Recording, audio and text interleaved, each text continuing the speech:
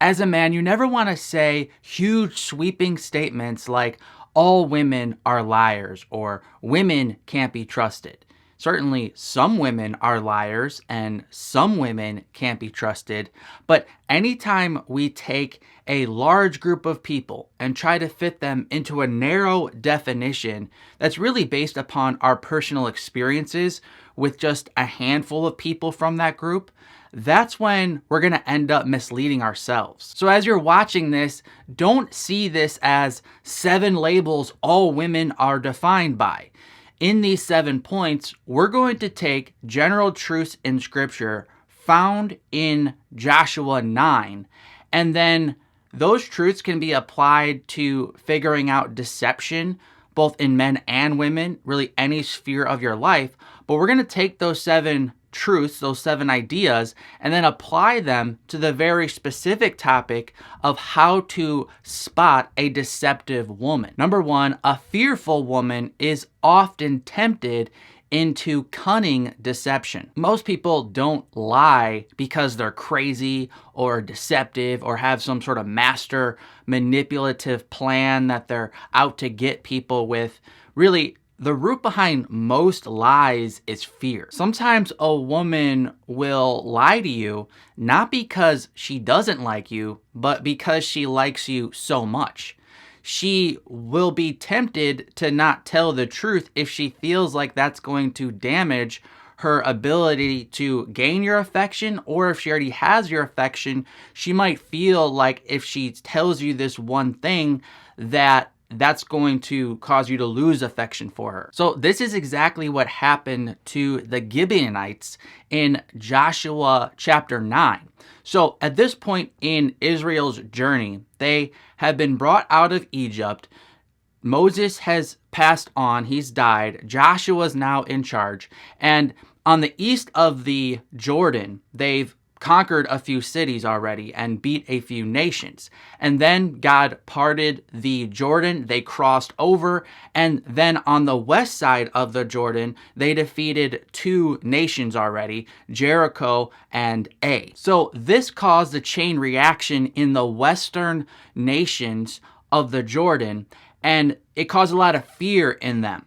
So in Joshua 9 verses 1 through 2, it says that all the surrounding nations who heard about the destruction of Jericho and Ai, they all grouped together as one to fight against Israel. But the Gibeonites, instead of going to war, didn't join with the surrounding nations. Rather, they turned to cunning. So we're going to talk more about this and how it applies to applying these principles to relationships. But for point 1, be careful with the fearful woman. As a strong man, do what you can to help her, to ease her fears. I'm not saying if a woman has any fears, it's automatic that she's going to be deceptive towards you, but just know that fear is a big temptation to deceive people. Number 2, if she's using her external appearance to rush you into something that she wants from you. Men are visual by nature, and most women know this. Now, I'm not saying that every woman who's attractive or, spends time on her appearance and wants to present herself well when she goes out, I'm not saying that's a sign of deception. What I am saying, however, is when she tries to use her physical appearance to rush you into doing something for her. So it's not really about her physical appearance, more so it's about how she's using that physical appearance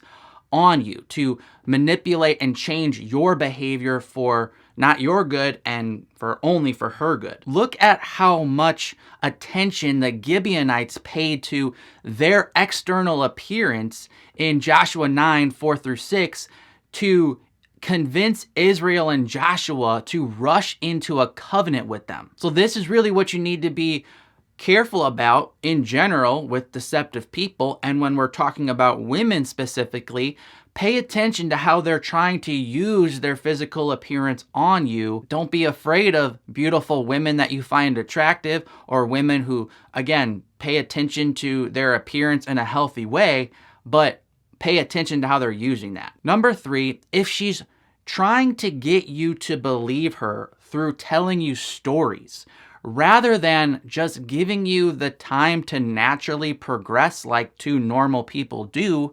This could be a sign of deception. Rushing someone with reasons and stories to do something that they're not comfortable doing is a red flag. So a deceptive woman not only uses her appearance, but she uses her words. Now we're going to talk about how to balance this, because I'm not saying just if someone tells you a story, automatically assume they're lying, but just be careful that you're combining your listening with the other wise things we'll talk about to really make sure someone's story is true. Because as you'll see in Joshua 9, just because a story is believable, consistent, and makes sense doesn't actually mean it's true. So the Gibeonites were really tricky. And hang with me here because I have to explain the details of why they were so crafty in their story. So as I said at the beginning, at this point in the story, Joshua and Israel defeated a few nations on the east of the Jordan, and now they had just defeated two nations on the west of the Jordan.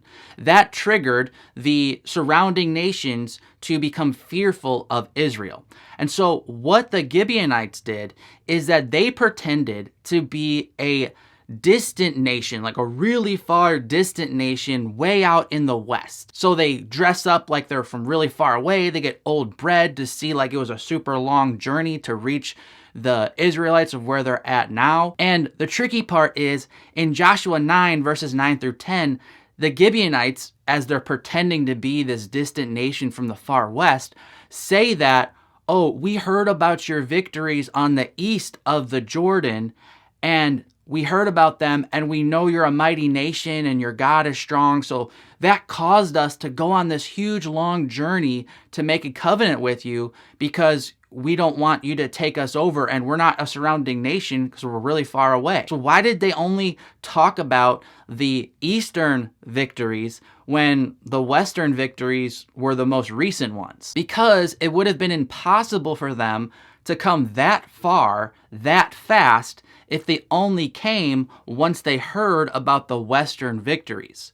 The story made more sense to Joshua since they said they started traveling once they heard about the victories in the east. If they would have acted like they were from this really far distant western nation and they traveled this super long way, and then they're talking about the western victories and like, oh, we heard about Jericho and well, that doesn't make sense because that wouldn't have given them enough time to travel from that far. All that to say, my point here is that just because a story is elaborate, consistent, makes a lot of sense, you hear it and it's like, yeah, that's really I believe this person's story.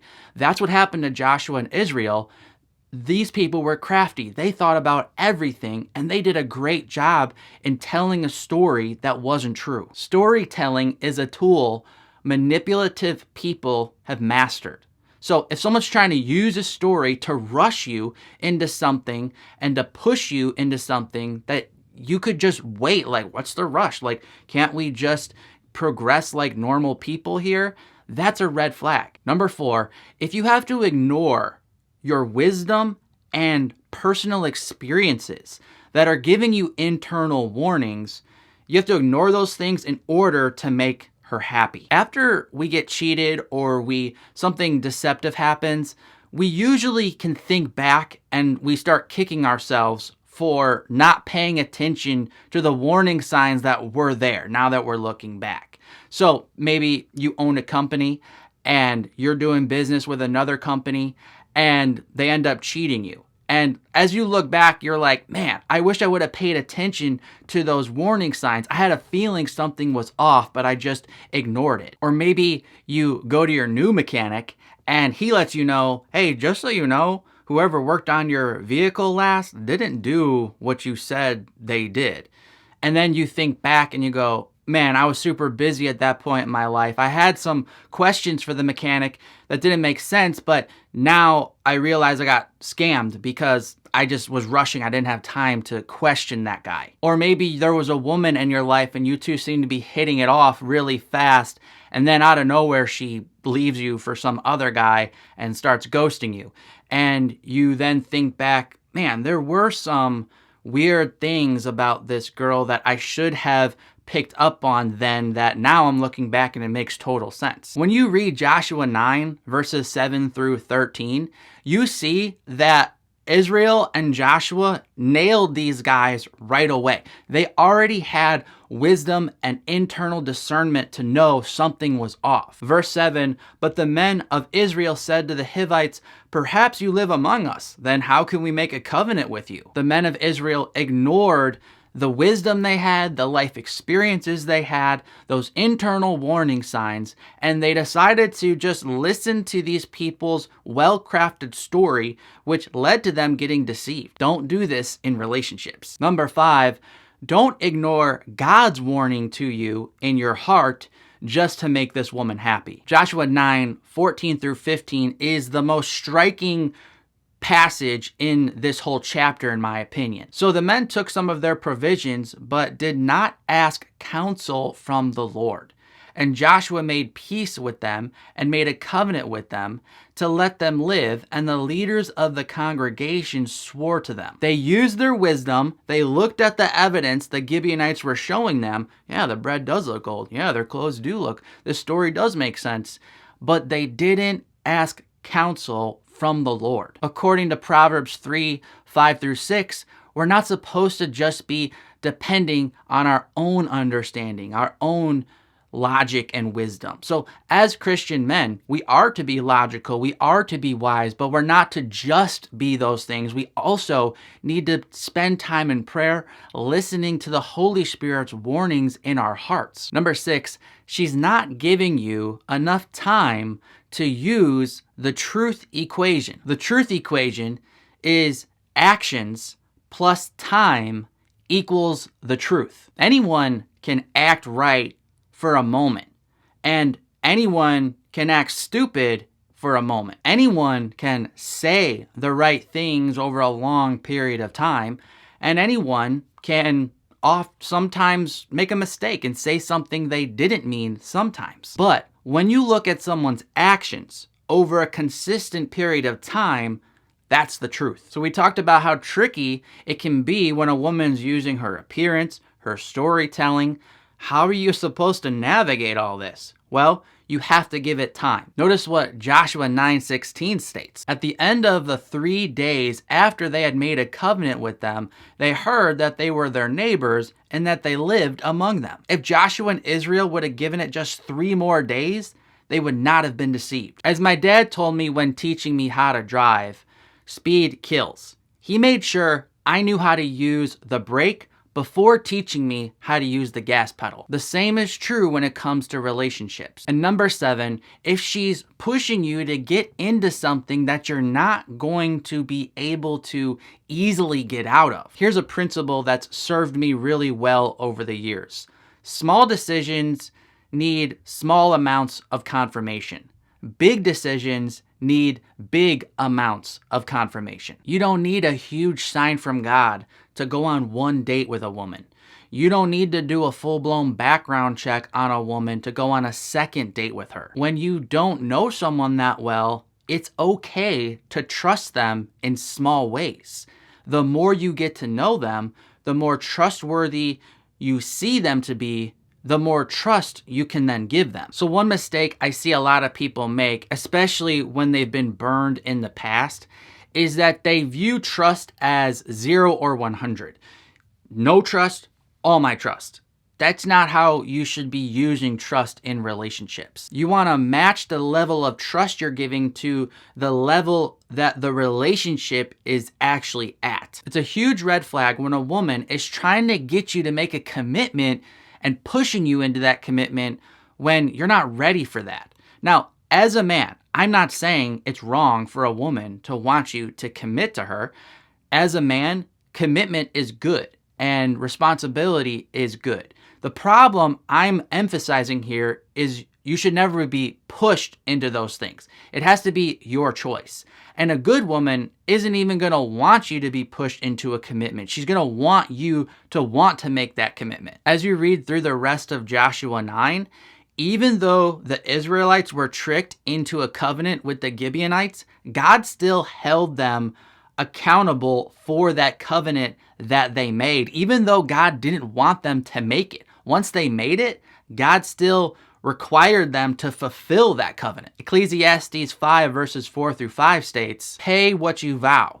It is better that you should not vow than that you should vow and not pay." Likewise, when it comes to relationships, be careful with your commitments. Even if you get tricked into a bad commitment, as a man, you still made that commitment.